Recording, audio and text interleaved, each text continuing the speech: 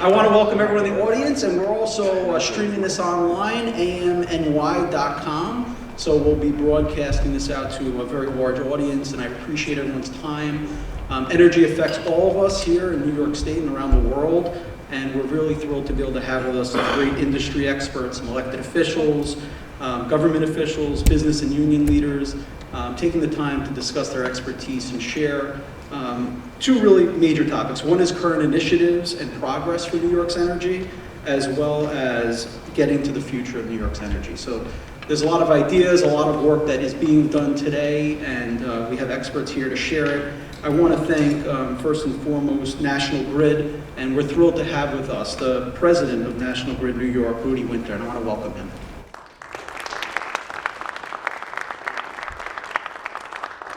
Good morning. Thanks, Josh, for the introduction, and thank you all for coming to this important discussion today.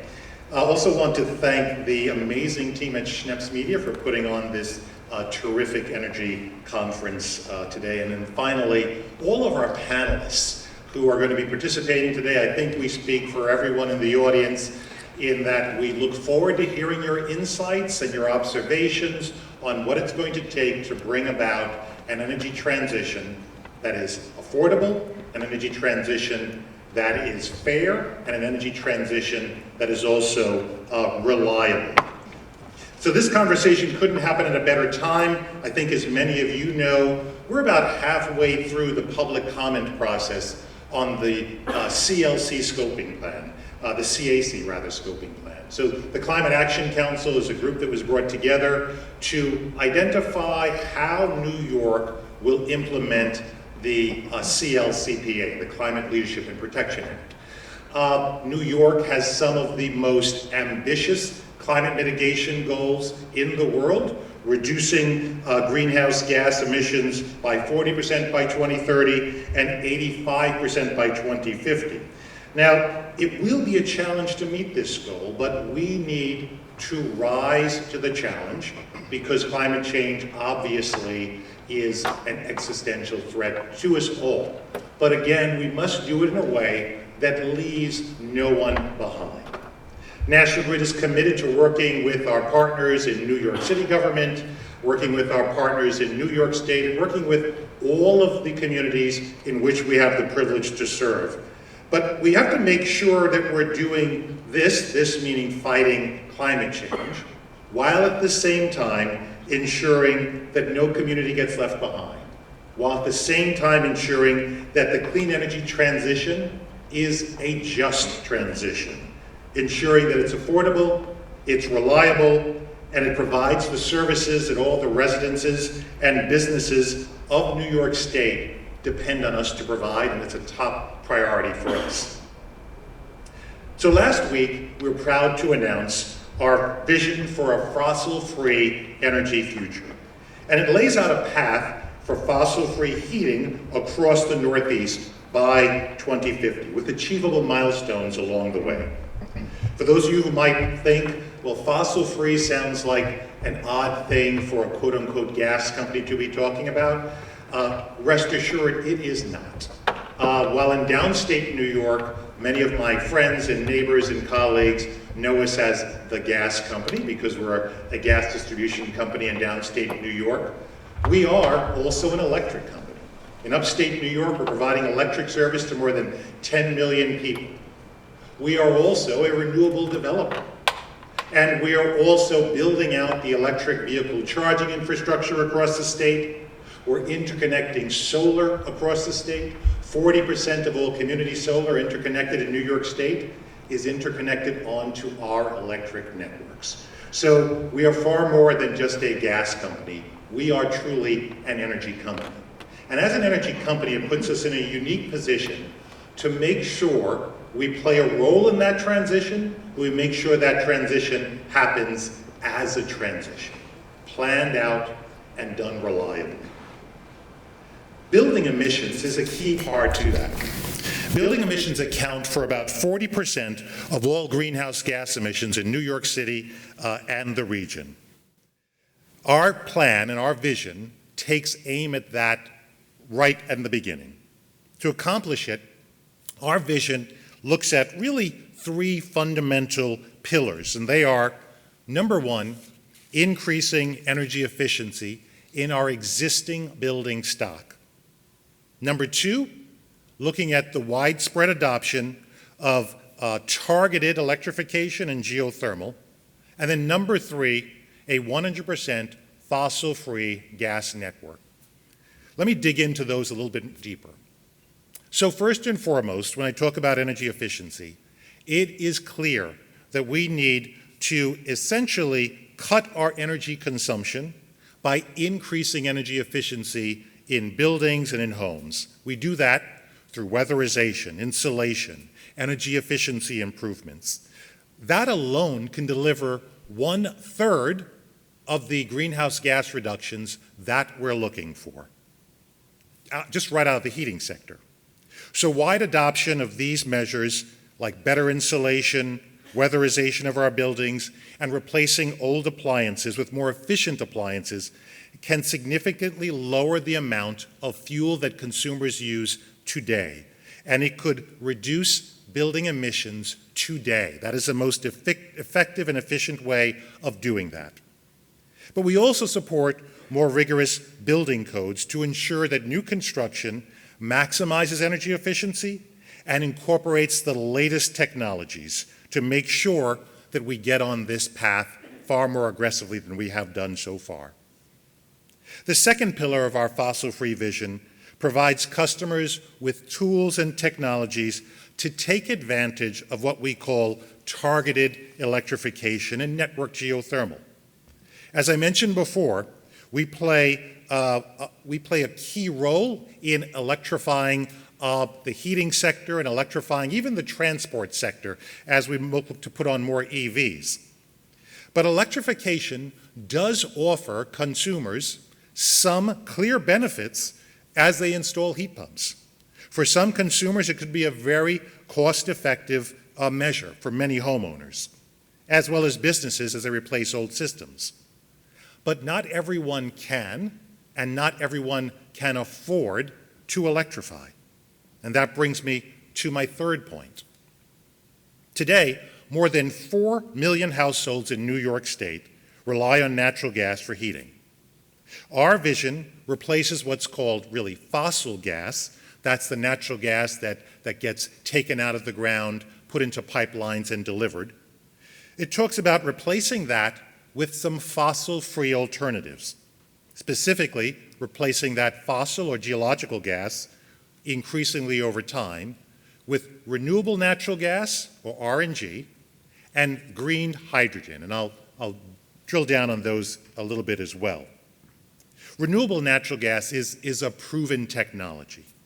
It captures methane from landfills, from farms, from wastewater treatment facilities, and other sources. Naturally, that, what we call biogas, today just goes into the atmosphere. And as it does that, it contributes to greenhouse gases. The idea is capturing it before it goes into the environment, putting it into our network, and reusing it for homes and businesses to use in cooking, using in heating, across the footprint. This is not something new. We've been blending biogas or renewable natural gas in our network since 1981. Using RNG avoids the need for expensive new infrastructure construction and protects customers and businesses, but also gives them the freedom to choose how they want to heat their homes and businesses. The other source I talked about was green hydrogen.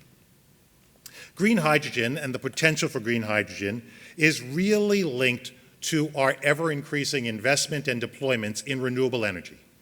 Green hydrogen is essentially hydrogen that is generated by using green electricity coming from wind farm, coming from solar farms, putting that electricity through an electrolyzer.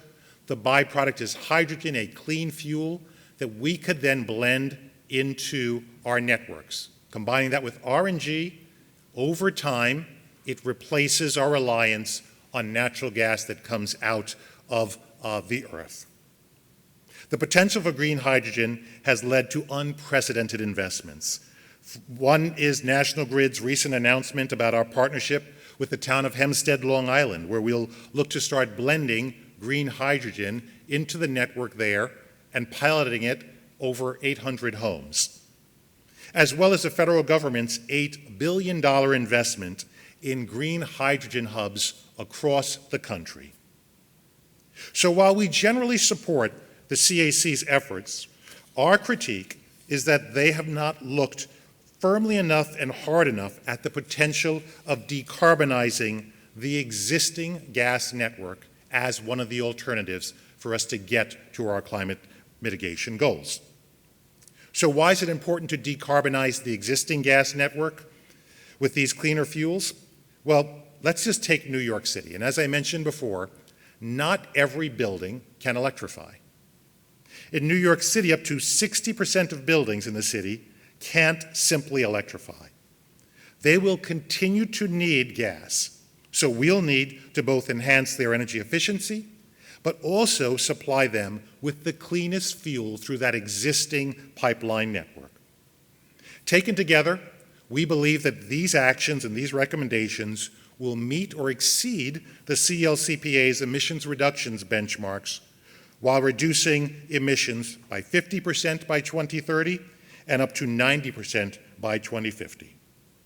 Finally, and this is especially important to me, our vision for delivering clean energy goals leaves no one behind on that process. We've seen too many transitions where certain communities get left behind. Inflation and price increases are already squeezing New Yorkers, with a disproportionate impact on historically marginalized communities, and we don't want to add to their financial struggles. Our workforce, including more than 4,000 union workforce, is at the heart of our clean energy transition. The workers who maintain our gas infrastructure today are uniquely skilled and qualified to update our existing systems to deliver RNG and green hydrogen and install all the new heating technologies such as network geothermal loops and everything else. Hardworking New Yorkers have supported National Grid for many, many years, and we will not abandon them as we move towards the clean energy future. Now, I've given you a lot of information over a short time. If I have to leave you with some key points, it would be the following. The first is National Grid is 100% committed to meeting New York's climate goals. It is very important. The second, we have a vision that balances affordability with equity, safety, and reliability, a reliable network. And it preserves our customers' right to choose how they want to heat their homes and businesses. Next, at National Grid, we are committed to bringing this vision to life. But we have to do it working in partnerships with many of you. So I ask you to take action to help achieve this vision for an equitable fossil-free transition. You can attend some of the public hearings, sign up to speak, or put in comments around what you see for the energy vision for the future. You can go to our website, nationalgrid.com/fossil-free, and get more information about this transition, and feel free to add some of those data points in your testimony as you play a role in having your voices heard. I hope we can also talk to all of your contacts about the need for a fair and fact-based approach to meeting New York's climate energy goals. So as I mentioned before, feel free to go to our website, learn a little bit more about the version and the plan. But I thank you for your time. I look forward to hearing the panel this morning. And with that, let me turn it back over to Josh to introduce our exciting panel. Thanks, everyone. Have a great morning. Thanks, Josh. Good seeing you. Thank you, Rudy. Thank you for sharing the vision of National Grid as well as the things that you are doing today. So I want to go right into the panel. I'm going to ask panel one to come up. Mike Donald, Councilmember Gennaro, Pat Hanley, Julie Stein. Please join me. Thank you for being with us. Don't speak too loudly into these. So, I just want to start off if each one of you would just introduce yourselves very briefly, who you are, who you represent, and how you're involved in the energy sector. Yes, my name is Mike Aupuzzo, and I am the business manager of Plumbers Local Union number 1. I represent 6,300 plumbers and apprentices throughout New York City, and I belong to the United Association of Plumbers and Fitters. Good morning, everybody. Patrick Hanley, Chief Operating Officer of Viridi Parente. We make distributed energy storage systems for mobile and stationary applications, primarily on the mobility side, primarily in the off-road sector, mostly focused on construction equipment. My name is Jim Gennaro. I'm chair of the New York City Council Committee on Environmental Protection. Hi, Eileen, how you doing? And I was chair from 2002 to 2013, but I decided to come back. Shame on me. So we do a lot of energy-based stuff in the council, long history, and looking forward to participating in this good panel. And I thank Josh for getting us all together. Good morning.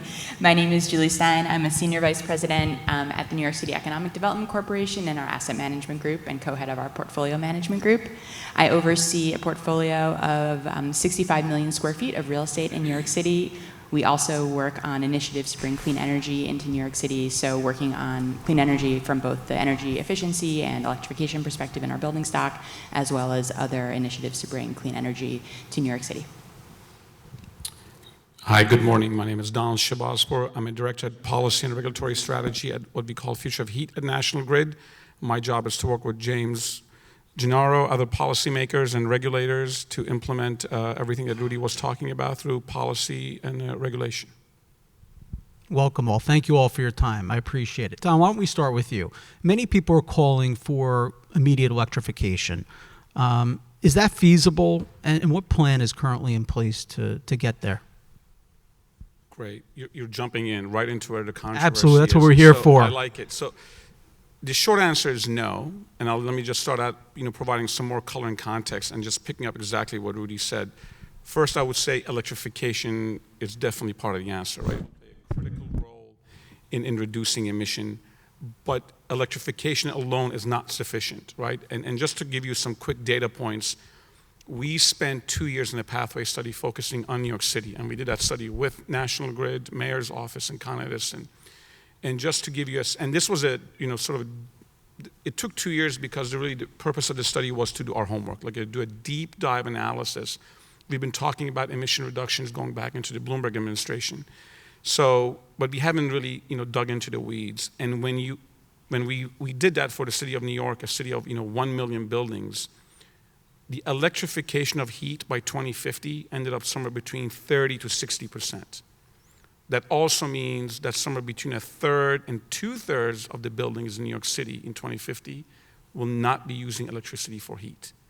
And that's where you start thinking about, so what are the options? And we talk about, again, picking up where Rudy was talking about renewable natural gas and hydrogen.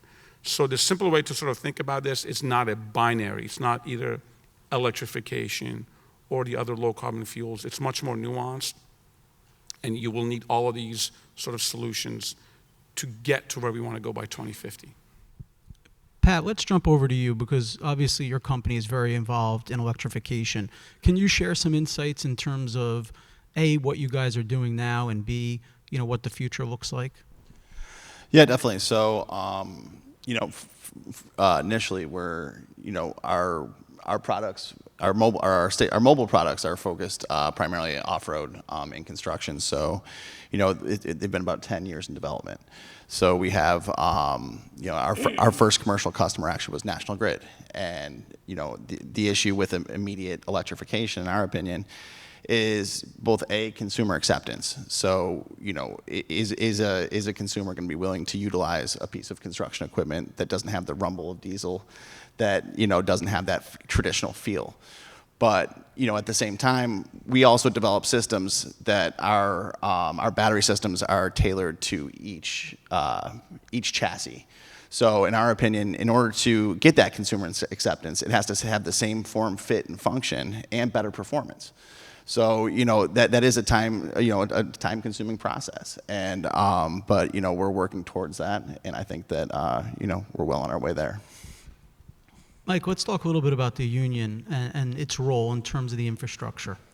Yes, the infrastructure, as far as what Plumbers Local Union number 1 does, is basically from the property line in. So we are the plumbers and gas fitters of New York City. We cover the 5 boroughs. We take care of, we work on peaker plants, power plants. We work on the jet fuel. We bring energy to every hospital, restaurant that's out there, that's inside. And I do agree. I don't believe we can, it's not feasible at this time to ever switch over to any kind of electrification or having some kind of a hydrogen blend that's in there, which we believe that you know, the infrastructure just can't handle it at this time. But we are working forward. We do believe there's some kind of climate control that we need to take care of. We're not, you know, deniers, but it has to be done, and there's no silver bullet to it. Councilmember Gennaro, well, let's talk a little bit about the Champlain Hudson Power Express and Clean Path New York projects that were recently approved. Can you share some of the details on that and the impact that those projects will have? Sure, thank you. This is something that was, you know, really, really needed. You know, people know about the, you know, mandate to get to 70% renewable energy in the grid by 2030 and 100% by 2040. And without Champlain Hudson and without Green Path, there just would have been no way to get there. I mean, we have about 90% of the city's power now being generated, you know, right here in the city with fossil fuel, and the Champlain plus Green Path will cover about a third, I guess, you know, thereabouts of the city's power consumption, which would be you know, a great start, you know, on the way towards, you know, 70% and ultimately, you know, 100%. But if we didn't get these done, we'd have been a problem. And this is going to also provide a lot of, you know, jobs for folks, and you know, start to turn the tide on, you know, the way we have to go. And I would agree with all my other panelists that, or not everyone has spoken yet. Yes, I guess they have. But I mean, we certainly have to put all options on the table. But you know, one imperative is that we have to stop the paradigm that we've been living under for, you know, generations, which is, you know, those areas of the city that host power plants have been epicenters of environmental injustice for a long time. And we need you know, a green grid, and this is what both Chippy and you know, Green Path will do. This is what the PSC asked for. You know, they commissioned NYSERDA to come up with this Tier 4 to, you know, either approve one project or 2 projects if there were an emergency to do so, and that's what they wanted. You know, there was some, you know, concern about the end, you know, right before they voted it. You know, who was going to buy the, you know, the RECs, the renewable energy credits, but you know, fortunately, you know, common sense prevailed. You know, and Chippy and Green Path are going to be a reality, and that's a very good thing. Julie, let's go over to you. Let's talk about offshore wind. There's been a lot of news about it. I'd love to hear from your perspective how the EDC is focused on offshore wind, and maybe you could share some of the current projects that are underway. Yeah, absolutely. Thank you. So as you heard in the keynote and from the other panelists, the city and the state have ambitious climate goals and energy goals over the coming decades. And realizing the size and scale of this opportunity, we released an ambitious offshore wind plan in the fall. It's a 15-year, $191 million investment in the industry, focused on 3 core strategies. The first one is leveraging our real estate for the infrastructure to develop and bring clean wind energy into the city. The second is around preparing the workforce and the supply chain for the business opportunities and the job opportunities that will be developed as part of that offshore wind program. And then the third is about investing in innovation to make sure that New York City is not just, or New York is not just a place for generation, but New York City is also sort of the center in the tri-state area and also in the country for the innovation in the industry, and so that innovation that's happening across the industry is happening in New York City. We've also convened an offshore wind panel to make advisory council to make sure that the plan is properly implemented. And then I just want to do a little bit of a deep dive on a couple of the real estate projects, because that's my area of expertise. There's two projects that are currently underway. The first one is the offshore wind port infrastructure program at the South Brooklyn Marine Terminal. This is an announcement that the mayor made in March. You're probably familiar with it, to transform the South Brooklyn Marine Terminal in Sunset Park into a port for offshore wind. This is a long-standing vision from local community leaders, environmental justice leaders, to utilize this Sunset Park infrastructure for renewable use. And we were excited to announce in March that through our tenant, Sustainable South Brooklyn Marine Terminal, they will be partnering with their subtenant Equinor. It's actually a JV between Equinor and BP, to use the 72-acre site for both staging and installation and operation and maintenance to support Empire Winds 1 and 2 and Beacon 1. That's about a third of the total state goal for offshore wind generation. That's 3.3 gigawatts out of the 9, which is the state goal.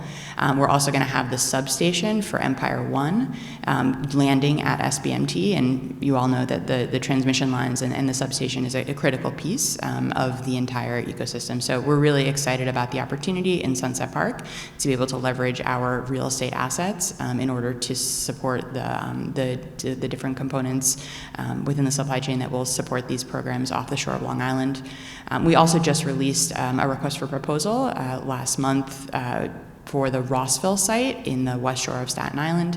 This is a request for proposal for offshore wind programs that have water-dependent use to utilize the maritime opportunities on that site, but also pair that with job-intensive manufacturing use as part of the offshore wind supply chain. It's about a 33-acre site, and proposals are due in June, so any prospective applicants can find more information on our website, but it's a really exciting opportunity to leverage a unique waterfront site in New York City to help develop the implementation and manufacturing and supply chain of offshore wind in New York City. Well, it's great to hear about those projects moving forward right here in New York City. It's terrific. Don, let's go back to you. Let's talk about the current gas network and how will it support the goal to get to net zero? So the gas network is going through, to answer the question first, is the gas network will play a critical role. It could play an integral role in enabling to where we want to go. I think what's not widely understood, if you think about, our plan is, well, let's start with what's really widely understood, which is you decarbonize the electricity network through offshore wind, solar, storage. The part of the story that's not widely as understood is this plan is to decarbonize the gas network. And then we can decarbonize the gas network in the same way we have decarbonized the electricity network. And we are making a distinction in our plan between natural gas and the gas network. So we basically deliver molecules to your home. That distinction is already made on the electric side. Like, people already know that there is a distinction between electricity and the power generation, right? Because everyone's familiar, electricity used to come from coal and has transitioned to nuclear, natural gas, and increasingly more it will be more renewables. So the short answer to your question is we will go through the same transition, and over time we will be able to use the gas network to deliver those renewable fuels. And the reason we're doing it is, if I had to summarize in one word, it comes down to pragmatism. We think that is the most pragmatic, and then again balancing affordability, reliability, and doing it in a sustainable way. Mike, we talked a little bit about you and your union force in terms of the work that they're doing. Can you share what work is being done now to transition from natural gas to hydrogen, and what role your members are playing in that? So right now, it's at the beginning stage because nobody ever really thought this would be moving forward as fast as it is happening. So even talking with my international rep for plumbing director, Tom Bigley, we're appointing people to the International Association of Plumbing and Mechanical officials to start developing a hydrogen code, gas code, fuel code. to start developing what kind of piping, what kind of process, what kind of safeties have to be put in to put this kind of blended gas into natural gas. It's something that it's at the beginning stages, but just like everything else, when we started with wind and solar, it took time to develop. They're going to start meeting, and this is something that's on the international level. Plumbers Local 1 in the UA is tied in with United States and Canada. So we are been dealing with this for years, training people. As far as the actual application of welding pipe and all that kind of stuff, we have the skills, and the skill sets have been set there for years. We've been doing this for over 130 years. I work with the contractors of New York City, the plumbers, and we have all licensed plumbers that are trained to do this kind of work, and we work alongside National Grid after they bring the point of entry valve in. It's a clean way of getting there. It just can't happen as quick as everybody thinks it can. Only 130 years, huh? Yeah, that's it. Not bad, not bad. Pat, obviously, some of the difficulty with energy service is the demand comes at peaks. We talked a little bit about this when we had a conversation.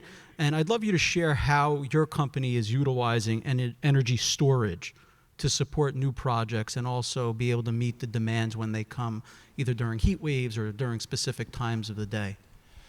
Yeah, so our, like I said before, our technology was primarily off-road mobile systems. And, we were approached about 3 years ago by a medical research facility in Western New York that purchased an electron microscope.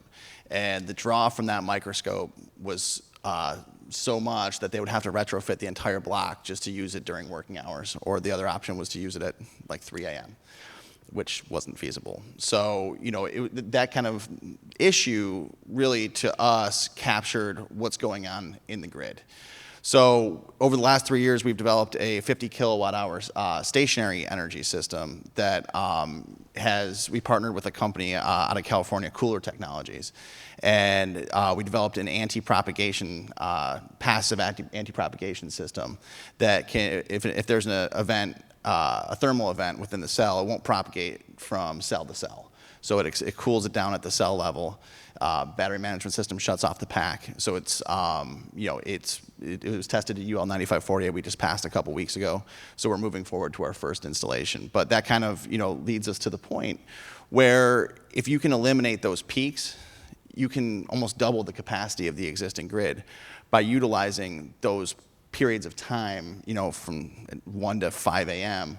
when the demand isn't as high. So if everybody comes home and plugs in their Tesla, plugs in their Mach-E, their Nissan Leaf, and that draw is extraordinary. So we're able to flatten that peak and through our technology, and basically through behind the meter applications gives customers both resiliency of power and a daily supply of power as needed. To stay on the same topic, Julie, I know you mentioned the city oversees a tremendous portfolio of property. How is it being leveraged for electric vehicles? Because I think a big obstacle is some people getting electric vehicles is just the ability to charge them. Yeah, absolutely. So we are, I would say, in the early stages of our electric vehicle charging lifespan. We have been approached by a number of different developers who are interested in utilizing our sites. And at this point, it's definitely a devil's in the details situation because, looking at the infrastructure and the grid, looking at the different agreement types. But we are definitely engaging with certain developers. We're excited to roll out a few programs in the coming months. But we're definitely looking at the much larger scale of the opportunity to understand whether we can leverage more city sites, whether in our control or elsewhere, to put a much broader program out. As you can imagine, one of the issues with public charging as opposed to fleet charging is that you have to think about actually how the real estate works and whether you're behind the gate, whether you're on the property, what the safety and security controls are. So I really do say doubles in the details on this, but we're thinking about how to leverage our property to both do programs for fleet charging, for individual users, for public charging, but we are in the early stages of that and really thinking through all of the operational considerations as well, the infrastructure considerations, because while there's a lot of demand and a lot of interest on our side in doing so, actually real estate's really complicated. And so, as everyone on this panel I'm sure can attest to, and so we're really trying to be thoughtful about how to engage with developers and engage with our tenants and engage with our own properties that we directly control in order to best leverage the opportunity.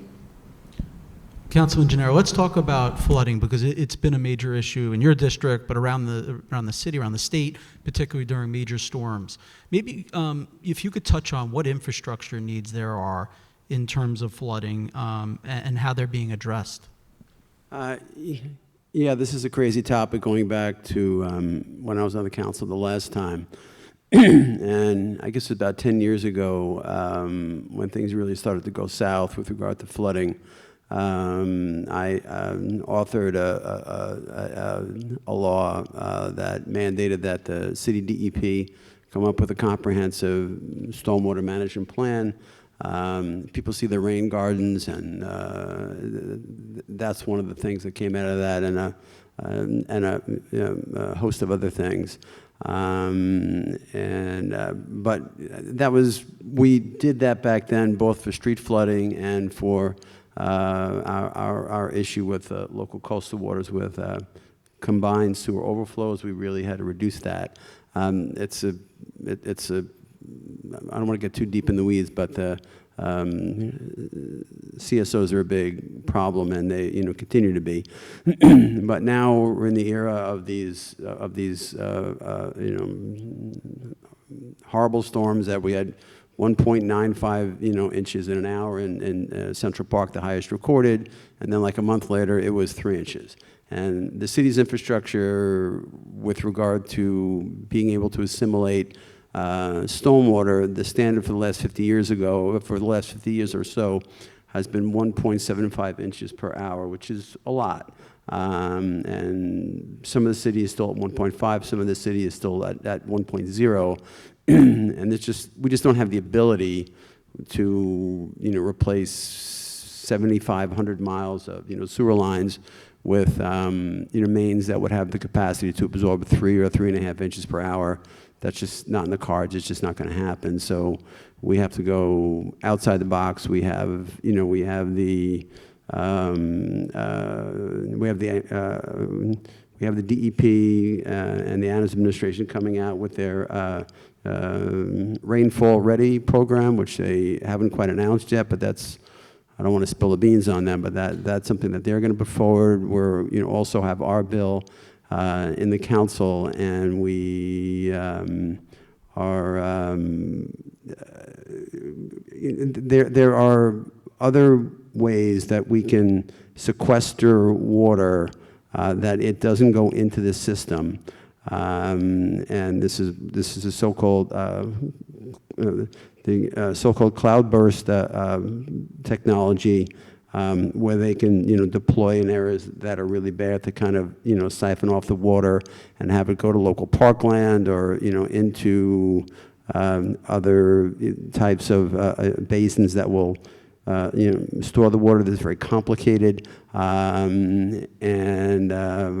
we got to do better than we're doing now. And one of the things that's going to be in my bill is which is being written now, is the full build out of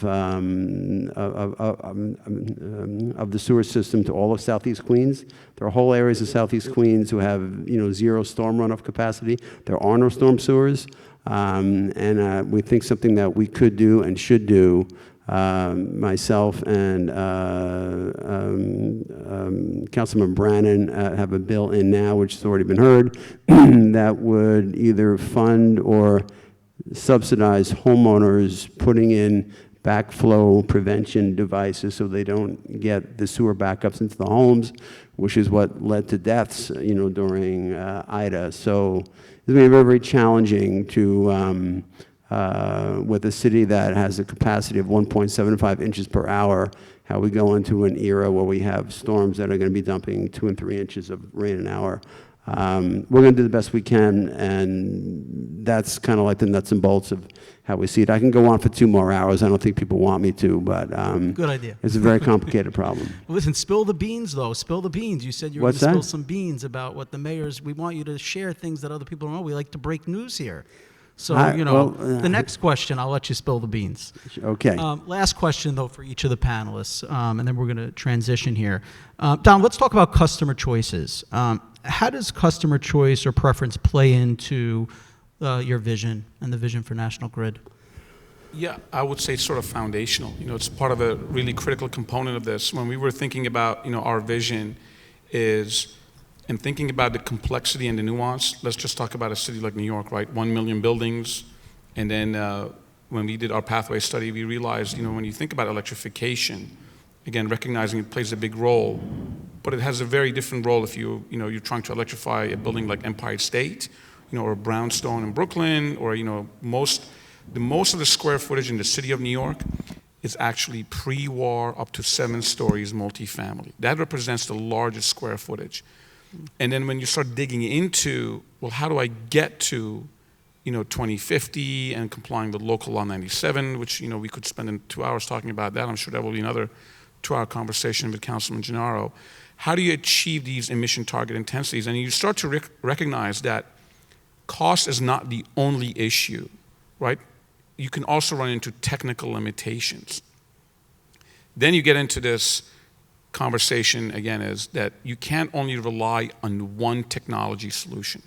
You need multiple, and we've talked a lot about that. So that comes back to customer choice, right? If you are, again, pick your building, how old it is, pre-war, post-war, how tall it is, you will need multiple technology solutions. For some people, it will be geothermal. For some people, it will be heat pumps. And for some people, it will be gas.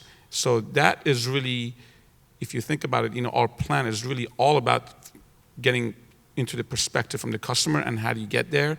And then you start to recognize, really, it becomes sort of self-evident over time. The deeper you dig, the more sort of self-evident it becomes that you do need a portfolio of technology solutions. Thank you.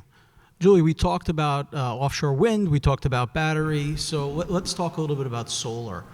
How is solar being implemented across city assets? Absolutely. So I'll talk about solar and I'll talk about community solar. Of course, we have tenants across our portfolio who have been implementing solar as part of their building program, as part of their energy program. We have, Krasell in the Bronx, Anheuser-Busch, we have Simmons Metal Management. These are industrial buildings that are utilizing solar, which we manage a lot of industrial real estate, which I think is a somewhat of a unique perspective. So it's been interesting to see that the tenants implement that as part of their building program. We also have been working for the last couple of years. We have procured in 2018, 2019, a community solar program on the roof of the Brooklyn Army Terminal in Sunset Park. And we selected a winner of that. The project is called Sunset Solar, and it will be the first cooperatively owned community solar project in New York State. And, like many projects, has had a couple of delays due to the pauses during COVID, but it's a program that is going to support affordable green energy in approximately 150 homes in Sunset Park. Also eligible subscribers can be Sunset Park industrial businesses and certain other institutions. We're really excited about using that as a model and also looking at other community solar programs that have been implemented with city incentives and sort of state guidance. We think there's a huge opportunity in order to leverage public assets in order to do that. Like I said, we have a lot of industrial assets, a lot of commercial assets. They have huge roofs on scales that are really different than a lot of the other building stock. So we're definitely taking a hard look at the opportunities there. Like I said before, everything is really complicated, so there's not a silver bullet thus far, but we are really interested in figuring out how to leverage all of our assets to do more solar and more community solar. Well, that's a great roof to start with. I mean, that roof is just flat and massive, right? Councilmember Gennaro, Local Law 97 is one of the most ambitious bills aimed to tackle greenhouse gas emissions from existing buildings. How are you working to have it implemented fairly and comprehensively? Yeah, thank you for that question. Again, I could go on for hours, but I'll try to be succinct. And we just had a hearing like 2 weeks ago about Local Law 97 implementation. We wanted to give the administration, this new administration, a little bit of time to wrap its head around what its approach was going to be, vis-a-vis Local Law 97 implementation. There's still rulemaking going on pursuant to that law. That's going to be done by the end of the year because, as of, 2024, that's when it starts to kick in. Let me just kind of put some things out there that are good for people to know. There is no appetite whatsoever in the Adams administration or in the council in re-legislating Local Law 97. Some people think that's not going to happen. We're not going to take that bill and put it through the car wash and come up with some lighter version of it. The bill is written, it's law, it has to be implemented. Now, the Adams administration is taking an approach where, this is part of the Climate Mobilization Act. This is like the flagship law within the entire Climate Mobilization Act. And the Adams administration and many of us who are in the council are taking the position that, yes, we have to mobilize. We don't want people's money in the way of fines. We want their carbon.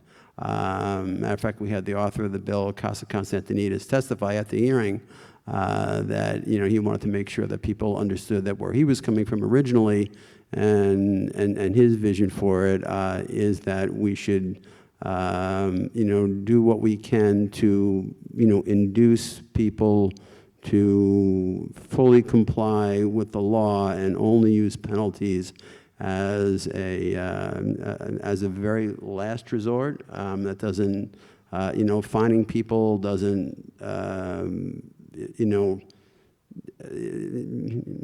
help reduce carbon, although it is a good stick to have. So this is what we're going to be talking about, and it was just with the mayor the other day. He announced a new initiative. I wish I could remember the name of it. It was like Building Ready or something, which was going to be like a special on-ramp to the New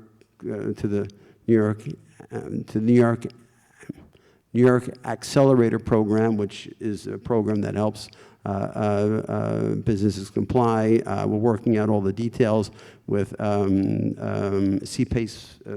financing that businesses are going to have to use, and we're beefing up staffing in the office within the buildings department that is going to make sure that it's all available. But the takeaway from this is that it is going to be fully and fairly implemented. And a couple of things that are newsworthy also. There is a lot out there about doing emissions trading. That was, there was a big NYU study about that. That does not go over well with a lot of folks involved in the process. Let me just put it that way.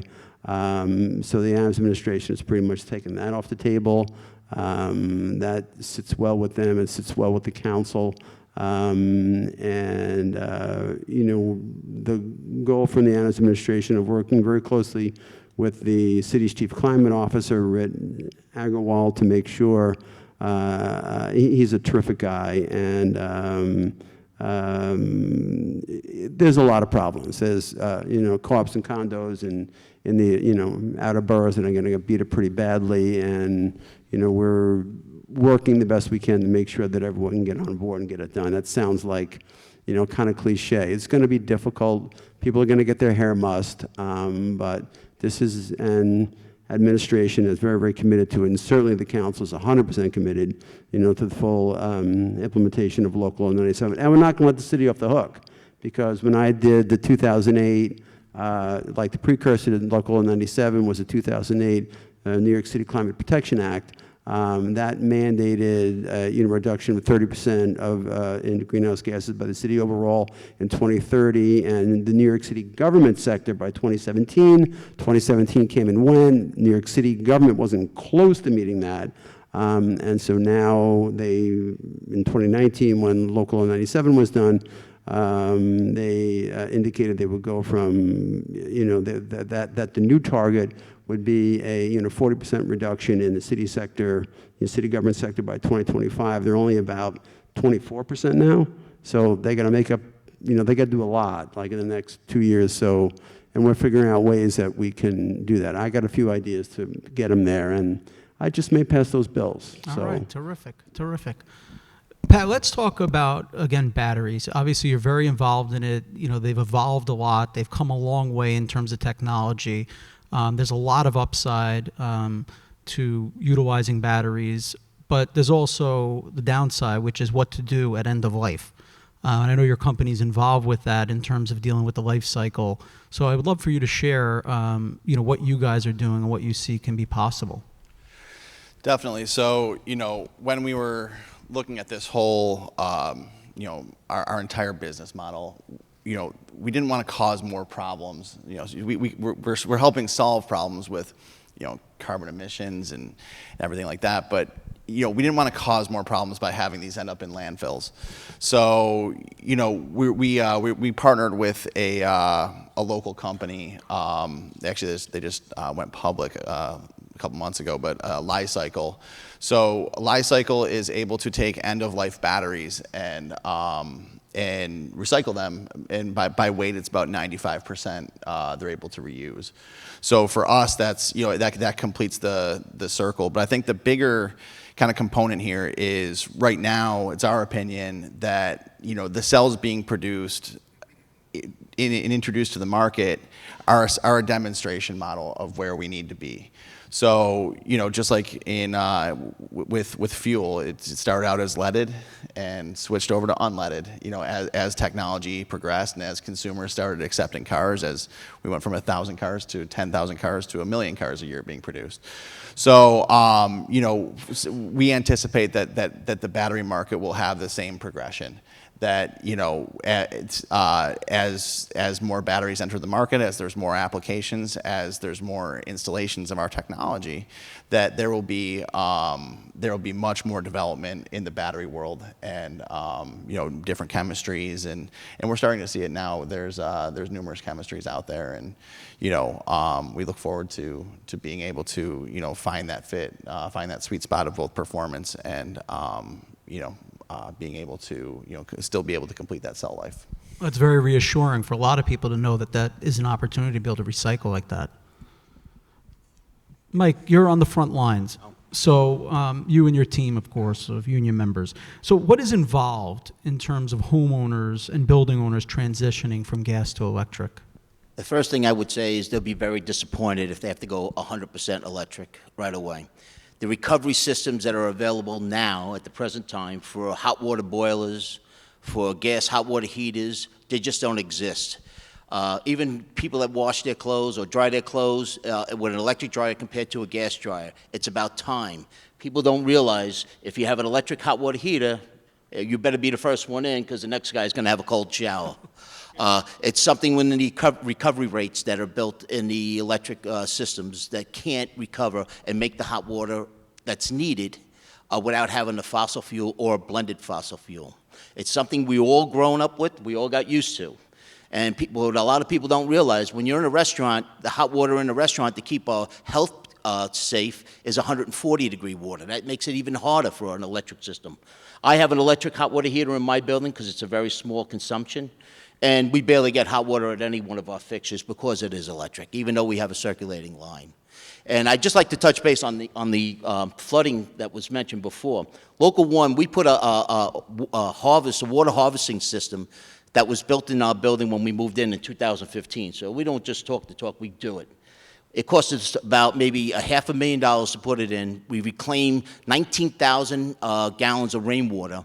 We repump it, we filter it, and we send it back up, and we use it in our toilets that way. So we're recouping, and whatever's left over, we have a green roof, which has blueberries on the roof, that we have blueberries in the neighborhood. I don't know if the neighbors like it that much, because the blueberries are all over the place. But as I was saying, all this conversation, we're talking about electrifying, doing away with the fossil fuels as far as gas, the homeowner doesn't know. The people don't know what it costs to electrify your house, to upgrade the electric on your panel. I'm in the middle of doing an upgrade on my house out on Long Island. I have to upgrade the electric. I have to change the meter pan. I have to change the wires from the pole to my house. I have to take care of the labor that has to do that. So all these hidden costs that are involved to just flip a switch, most of the people that are saying climate control is great, it comes with a price tag. So if we want to flip over, there's an infrastructure piece that has to be done. We're going to have to make the streets bigger, more wires and everything. So we have to come to something where gas fuels or fossil fuels are blended, like it was mentioned before, that we can use it this way. Hydrogen, for us, is the best way to do it. It's just not been finalized, and we need a little bit more time on it. You know, wind and solar, we're part of it. I work with the building trades. We're starting to build with NYSERDA. They got it. They realize it isn't ready either when I sit with NYSERDA. So it's something we're working together along with all the building trades. But what the taxpayers should know and the homeowners should know, that there's a cost to make this flip, and that you shouldn't just give up on natural gas or fossil fuels that quick. And I will say this, and I'll finish up with it, is that natural gas shouldn't have really been lumped in with oil or diesel or kerosene or coal. Natural gas has been around a long time. It's supplied us energy in this business, or in the city, for a lot of years with 9 million people, and I think it should continue, but we should work together to see if we can make it cleaner. Thank you, Josh. Thank you. Well, I want to thank each of our panelists here for sharing their experience, their expertise, and what they're working on for our energy future. Thank you. If I could have Ben Wilson come to the stage, and feel free to just put the microphones back on the chair. Thank you again.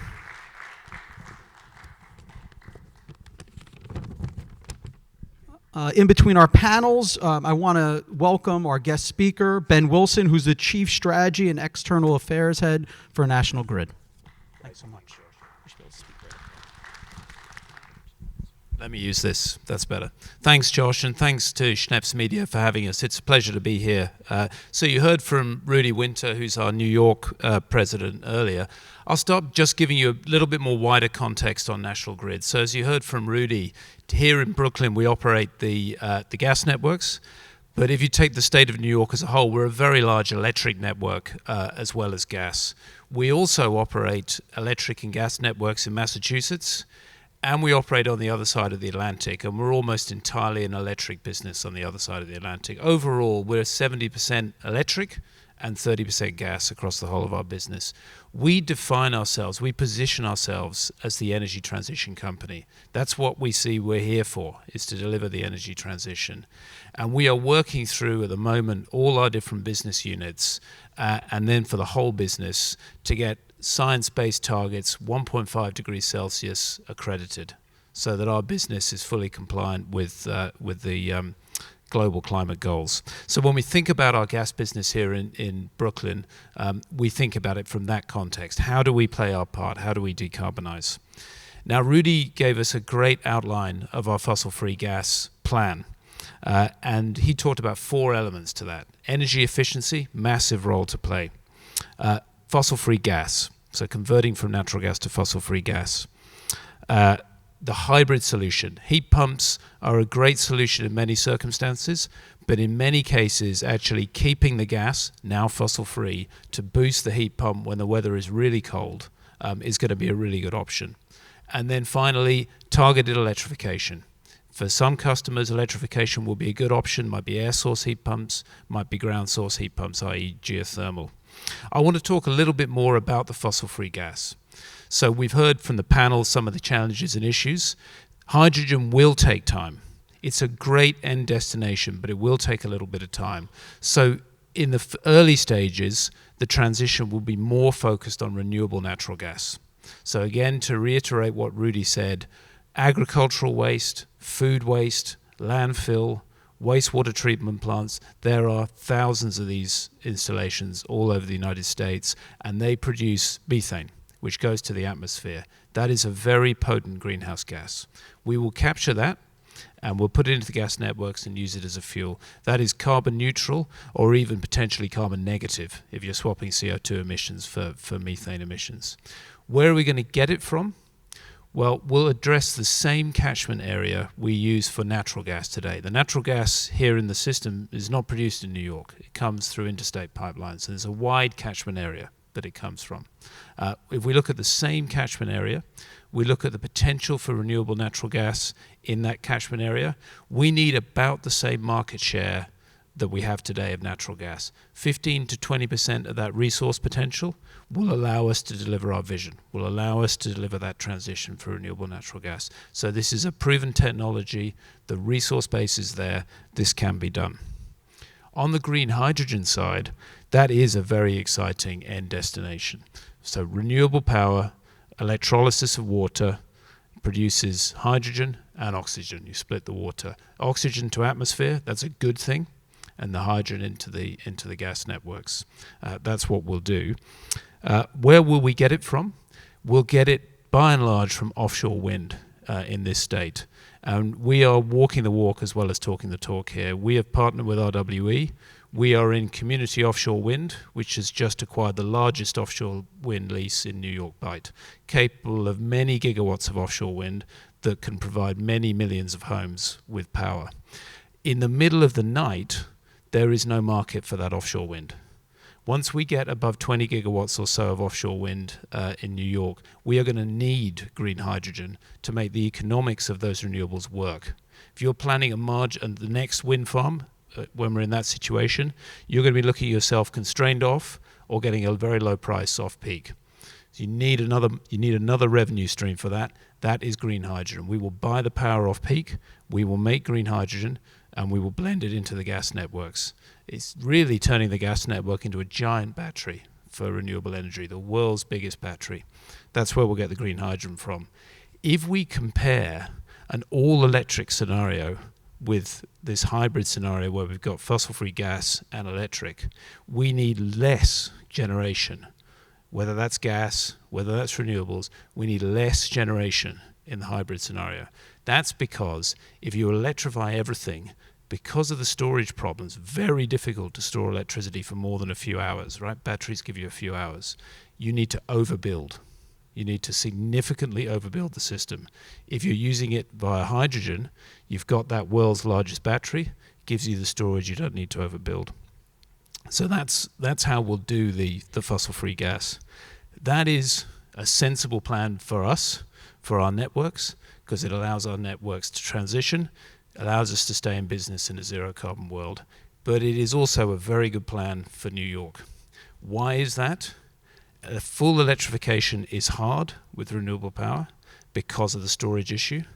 And this is usually a light bulb moment for people who are not aware of this. The heat system is massive in energy terms. The gas networks deliver at peak 3 times as much energy as the electric networks.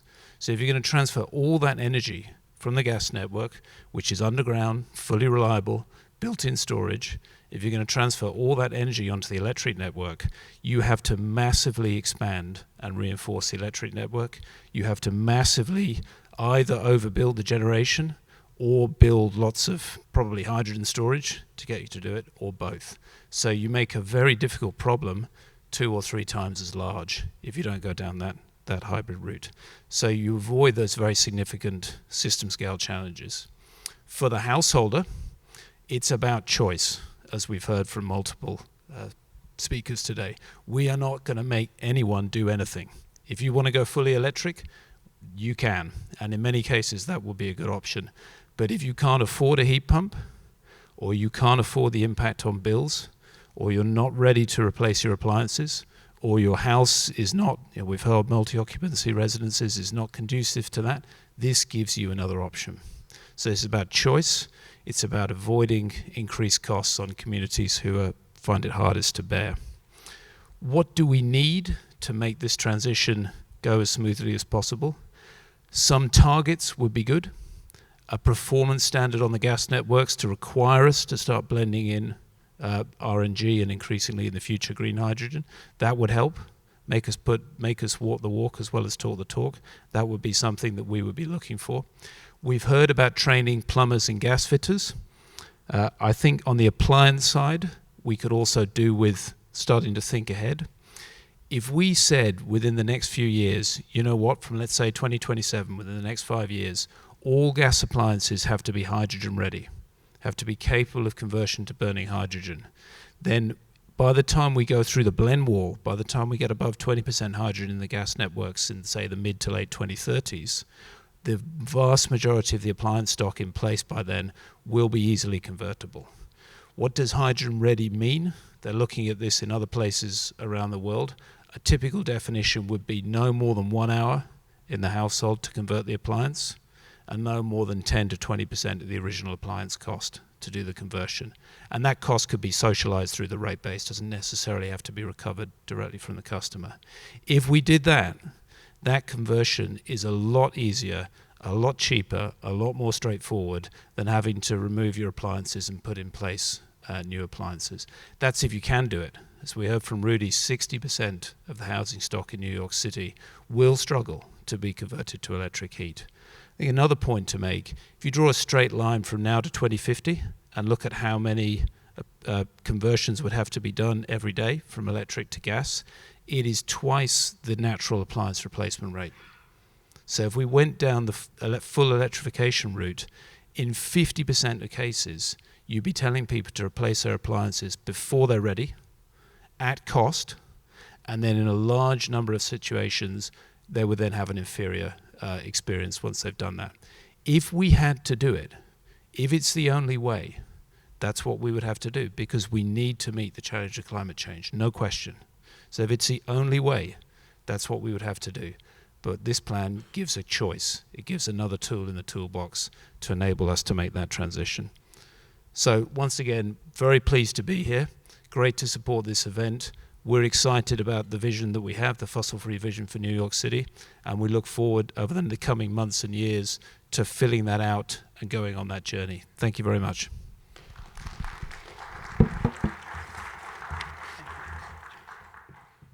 Thank you, Ben. All right, let's go right into our last and second panel. If I could have the panelists come to the stage, and our moderator, Steve Witt, who is politicsny.com's editor-in-chief, our political editor-in-chief, covering everything from state to city government. Thank you. Can council members Joe Borelli and Lincoln Restler come up, as well as Uzi Dvorkin from NYU, Pradheep Kileti from National Grid, and Dave Lombino from Two Trees. Nice to see everybody. Just before we start, there's about the future of energy. So I'd like everybody in the audience just to do it interactive. Just take 2 seconds if you're a plumber and think in 25, 30 years, imagine how where you live is heated, imagine what you're doing differently to install that, and just try to think for a second the future, because this panel is about the future. So just want people to put that in their mind. All right, now that we've done that, can each panelist, starting with Councilman Joe Borelli, tell me a little about yourself and what you do? Sure. My name is Joe Borelli. I'm the Republican leader, the minority leader of the City Council. I've been there for 6 years. I was previously in the state legislature, where I was a member of the Energy Committee, which was a lot of fun. Excellent. Hello, everybody. My name is Uzi Dvorkin. I'm an assistant professor of electrical and computer engineering at New York University, just a few blocks away. And my primary area of expertise is in infrastructure and energy modeling. And the kind of problems I'm looking into in my research are related to understanding how we can enable energy transition in a cost-efficient and reliable manner, while taking into account the immense impact on the social perspective that these changes are going to impact our lives. Thank you. Next. Good morning, everyone. Myself, Pradheep Kileti. I'm the Director for Future of Heat and Innovation for National Grid. So essentially what we do is we engineer technologies for the future and make it happen for the customers. Right? How can we make the transition safe, reliable, equitable, and affordable for the customers? As we navigate the transition, we want to make sure the solutions that we have on the table that we pursue today are the future compatible for tomorrow. That's essentially what we do. Thanks for having me here. Hi, I'm Dave Lombino from Two Trees Management. We're a family-owned, Brooklyn-based real estate developer, one of the busier outfits in the borough these last 10, 20 years, perhaps best known for developing Dumbo, and now we're really busy on the Williamsburg waterfront at the Domino Sugar Factory site. Big customer of National Grid. Thank you for all that you do. Con Ed as well, I see them here. But we're trying to be a leader in our field as a big user of different energy sources. Great. And my name is Lincoln Restler. I'm the local council member here, so welcome to the 33rd Council District. It's good to have you in Brooklyn, Joe, and it's good to be with my old friend Steve Witt. Dave mentioned Dumbo and the Williamsburg waterfront, both in the 33rd Council District, so we get to work a lot with Two Trees. I was just recently elected to the City Council in January. I spent about 10 years working in city government prior to that, most recently as Deputy Chief of Staff to the previous mayor. We centered the climate crisis on our campaign, and it's one of my top priorities as a council member, and excited to be here today. Thank you for having me. All right, let's get right into it. Councilman Borelli, in the last panel, EDC, the Economic Development Corporation, mentioned they're starting our request for proposals for the Rossville offshore wind assembly plant. Can you tell me a little bit about it, where it's at, and how it's going? Well, thank you for asking that. It's in the very formative stages right now. I'm sure everyone here is familiar with the mayor's announcement that happened a few weeks ago, where he announced he would be using the South Brooklyn Marine Terminal for an M&O plant for a lot of the offshore wind. That site is something like 70 acres, I think that was mentioned last panel. But it's leased to one company, and that one company only has a third of the NYSERDA leasing that's happening offshore. The site is probably not even able to handle all of Equinor's needs. And I think we oftentimes fall victim to being overly optimistic when it comes to what's happening, what government's doing. I think when it comes to wind, we're actually under-optimistic, because this site is not big enough to handle the 8 gigs that are leased, the 9 gigs that are leased. And it's sites like Rossville and Atlantic Offshore Terminal, which is another site in my district, that are going to be some of the real other beneficiaries of New York's wind boom. I think when we talk about generational change, this is going to be one of the most significant generational changes for maritime purposes on the city's waterfront, and yes, especially on Staten Island. So it's very good. Excellent. Nice to hear. This one I'm going to kind of direct both to Uzi and Pradheep, as both of you are in technology. The first question is, and Uzi, in the future of New York's energy, I always hear just with friends about carbon recapture.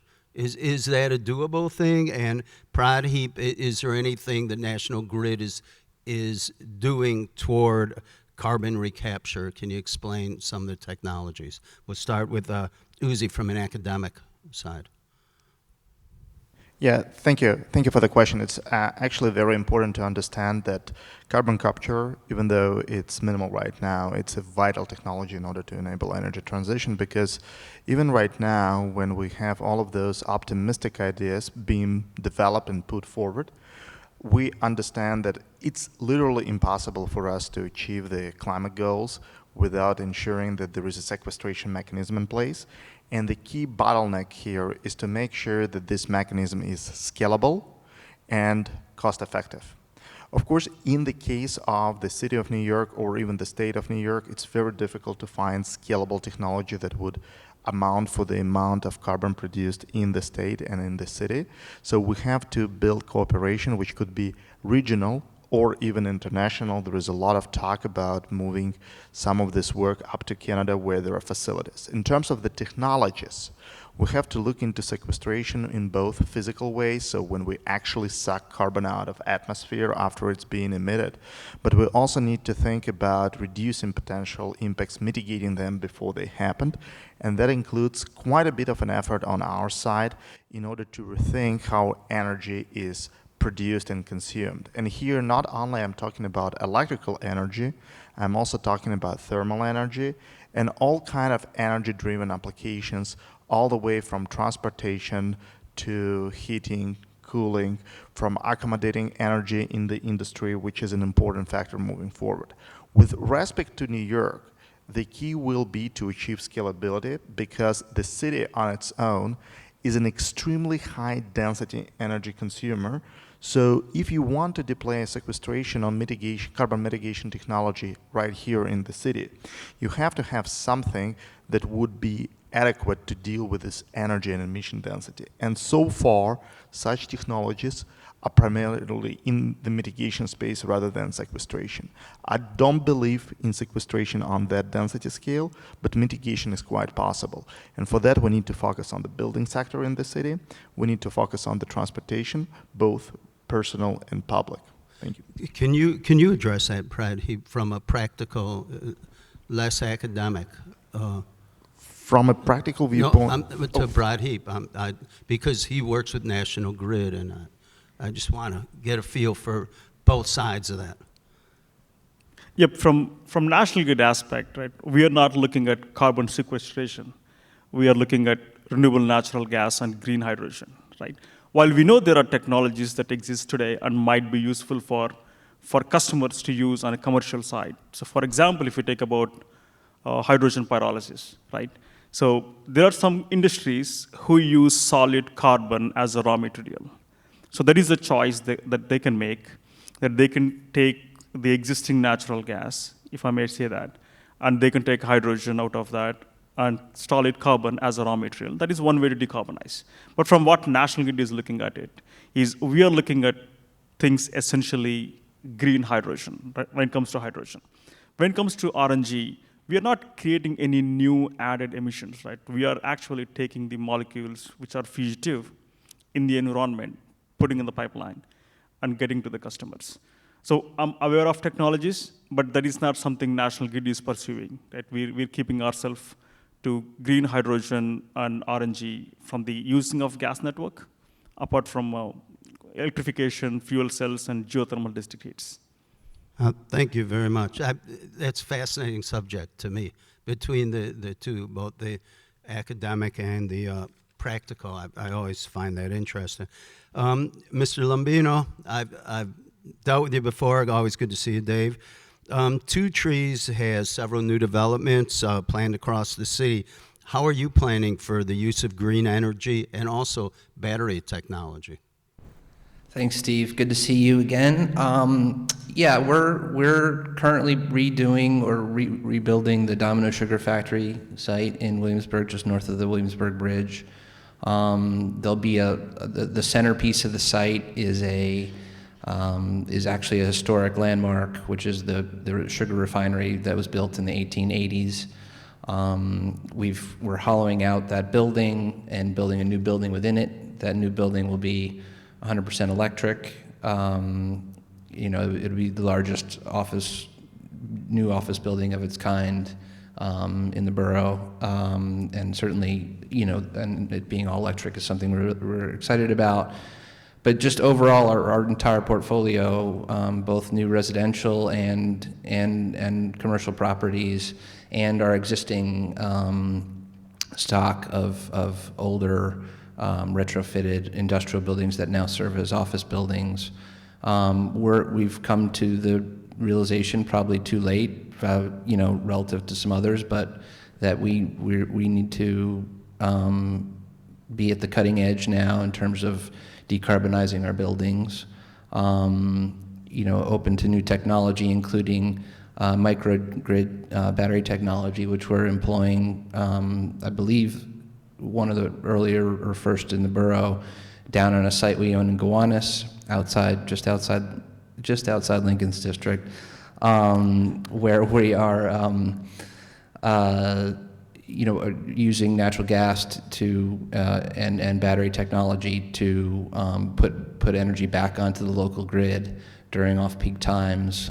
We plan on using this as well in some of our newer residential buildings as they come online in the coming years. But we're learning a lot. We're learning a lot in a short period of time. Learned a lot today, but hoping to bring our entire portfolio into compliance. Excellent, Dave. Councilman Restler, always good to see you. You released a roadmap for climate neutrality on your campaign. Can you briefly explain what that is and where the roadmap is going now? Thank you. Thank you, Steve, and I apologize for being kind of obsessive about keeping a mask on. I'm getting married soon, and I promised my partner that I would not get COVID before the wedding. Congratulations. So we'll do our best. Thank you. So in fact, we're actually going to be releasing an updated plan later this week. That's our climate roadmap for District 33. And, I think ours is a waterfront district, and so we are anxious about being deluged by that next big storm. We stretch from Gowanus, as Dave mentioned, all the way up to Greenpoint along the East River waterfront. And we're trying to put out a very tangible plan for the actions that we can take in our district to make ours a model in the fight against climate change. I think if we wait for Washington or some international agreement to come in and save the day, it's going to be too late. We need to start taking action now and mobilizing our community on organizing initiatives and campaigns, using every legislative tool at our disposal, being as aggressive as we can from an oversight perspective with city agencies. And so our plan focuses on kind of 5 core areas. Driving down emissions from our 3 largest sources, our buildings, our transportation, and our waste, maximizing new green spaces, park spaces, new green infrastructure, planting more trees, and lastly, realizing a more resilient waterfront across our coastal district. And the plan includes 40-odd concrete, discrete initiatives, from bills that I'm going to be the lead sponsor on or support in the council to tangible projects that we're supporting in our district.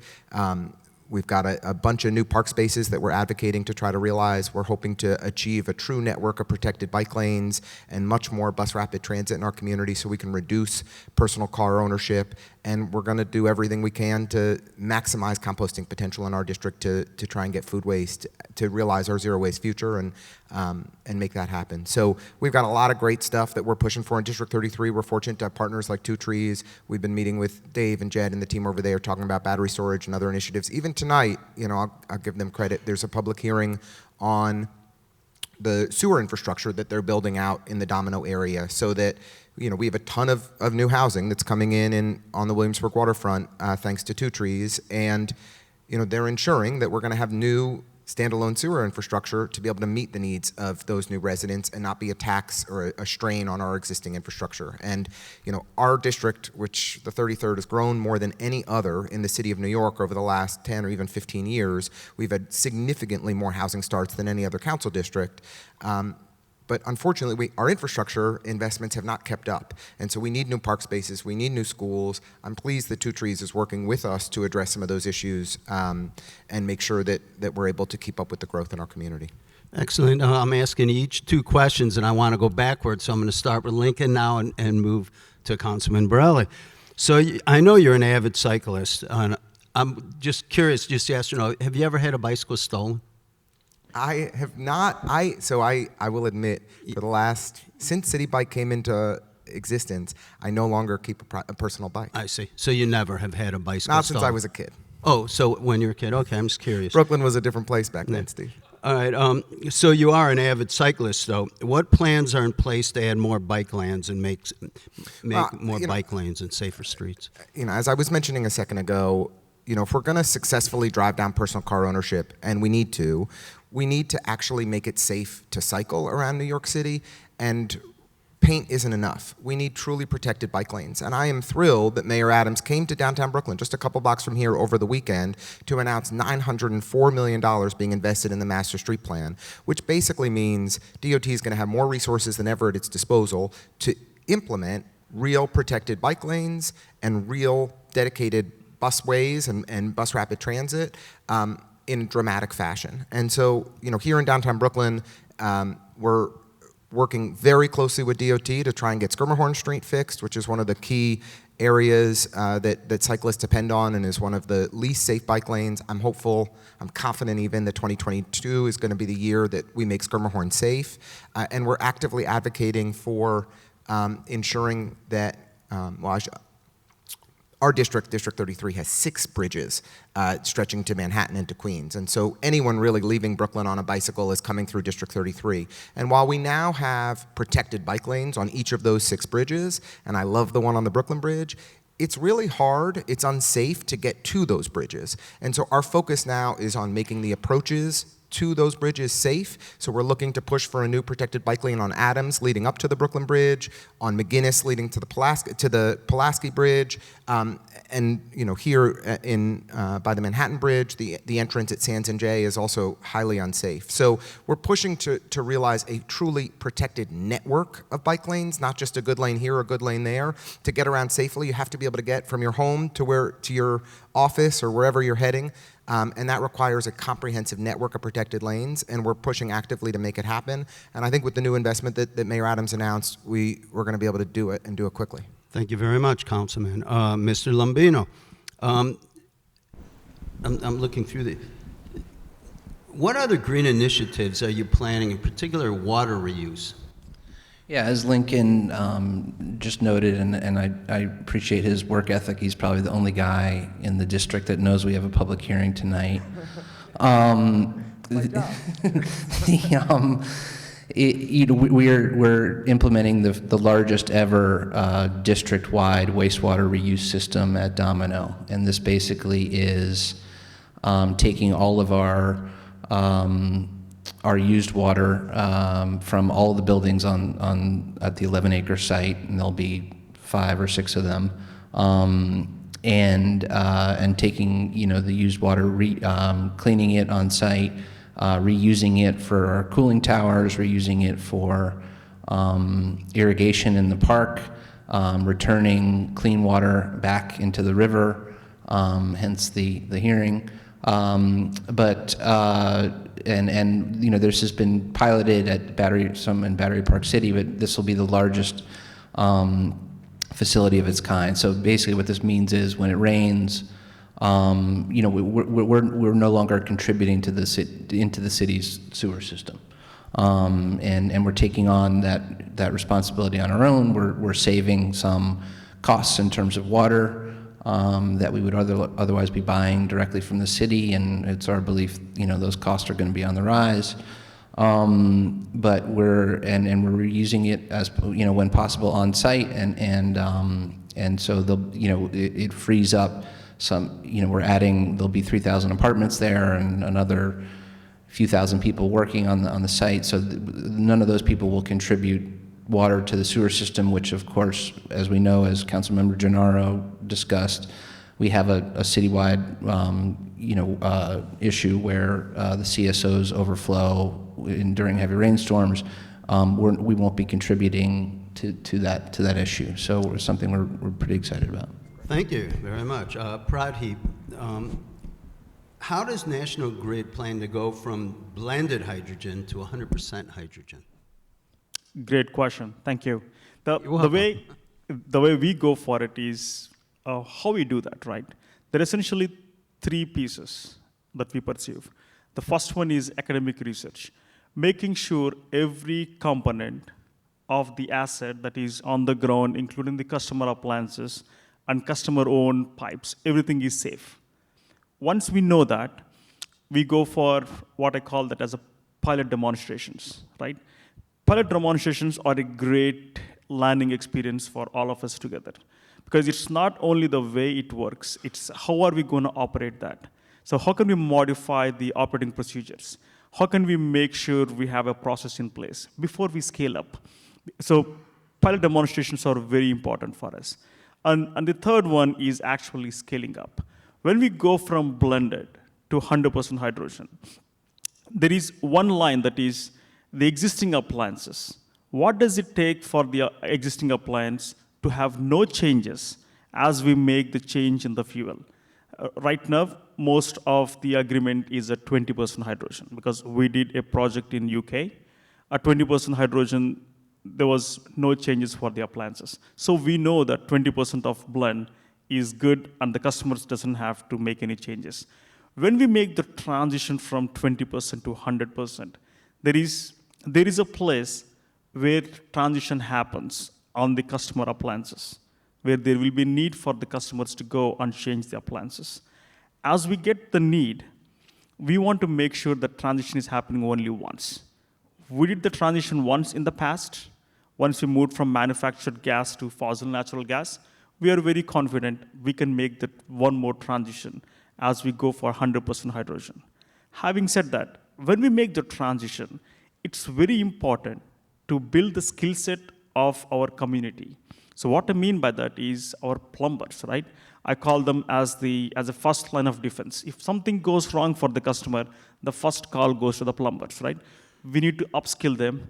What are the changes that have to be done for them? We have to grow together. So when we make the foundation, we will make sure the foundation is built stronger and it is spread across our customer base.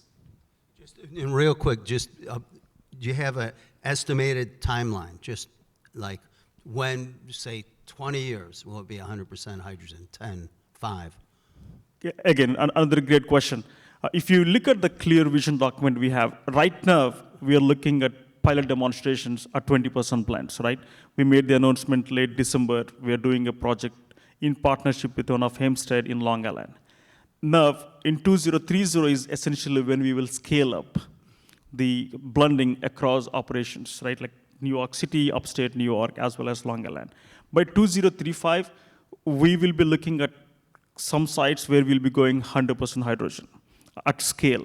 So very soon we'll be looking at 100% like a micro cluster or a micro district heating with 100% hydrogen. So as we make that, by 2050, essentially we are looking at no fossil fuel in our infrastructure. Okay. So, thank you. Thank you. Uzi, am I saying it right? Uzi? Yeah. You know, how will the research and technology that you're focused on play a direct role in the future of the city's energy? So in my group, we work across a broad range of clean energy technologies, but as I said before, there are two important aspects that we should take care of first. That's related to replacing fossil fuel usage in the transportation and the building sectors.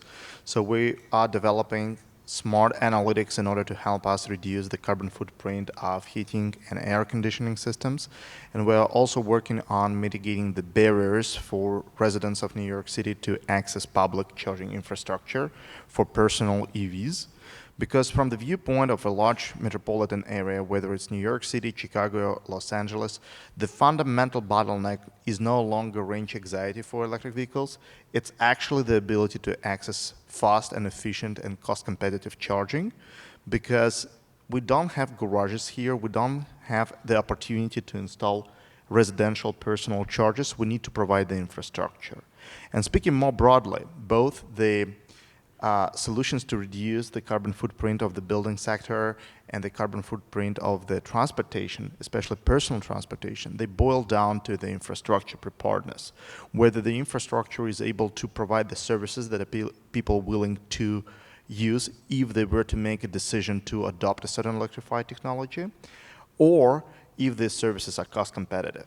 And if I were to project for the next 5-10 years to ensure competitiveness of the transportation and building sector here in America and reducing the carbon footprint, I would say that the most important thing is to trim the costs, which includes both the cost of acquisition of these technologies, soft integration costs, and most importantly, the long-term maintenance and operating costs. We don't have clear answers on how we could de-risk these aspects of the investment in this technology. I see. Thank you very much. Last but not least, Councilman Borelli, and I know Staten Island is like the 5th outer borough, and besides Manhattan, it's more of an island. It's more out in the ocean, so the water, the shoreline seems to play a bigger role. So your district is home to a living breakwater program. Yeah, so it's a great program that involves constructing stormwater management barriers that will protect us from storm surge by building oyster beds, which will continue to clean Raritan Bay. Raritan Bay was a historical home of oystering and oyster fishing. So it's a great thing. But just to piggyback on what everyone else said, the past 4 years, I chaired a committee that oversaw the fire department, and so much of what we implemented in our last 10-year revamp of the fire code is making it all possible. And as a Republican, I don't really tout my environmental bona fides, perhaps as often as I should, but we did a pretty great job last year in revamping the fire code, because prior to this bill that we passed, EV rooms were not permitted in New York City residences. Lithium-ion batteries were not permitted in individual residential units. They weren't permitted in larger buildings. And hydrogen fuel gas rooms were not permitted at all in residential buildings. So I think it's great to be able to sit here and say that the council made possible, and not made possible from a technological standpoint, but made possible from a permitting standpoint, so much of the abilities that people like the professor here can implement. We made it possible to actually bring it into the construction of buildings and the lives of New Yorkers. So that's a pretty good thing, and I think it really signifies an actual commitment of the city. It's easy to pass a bill that says we're going to lower climate goals by X number percentage by this year, and it's meaningless unless you legalize things that were once illegal because people had fear of lithium ion, people had fear of hydrogen gas rooms, et cetera, et cetera. So that's some good news. That was done on the state level? That was done at the city. So my committee oversaw for 4 years this tech-heavy review of the city's fire code. Mostly it was building materials, building techniques. The one thing I lost was actually solar. We wanted to put more solar, allow more solar on roofs. The fire department had some objections. Basically, they want to be able to swing an axe on the roof in case it's a fire. But other than that, we pretty much got so much of what the council, as a leader of environmental issues, was hoping for, and it's a good thing. Thank you very much, gentlemen. It's been a pleasure, and I hope you've all found this. And for Schneps Media, thank you all for coming out today, and I'll give it back to Josh.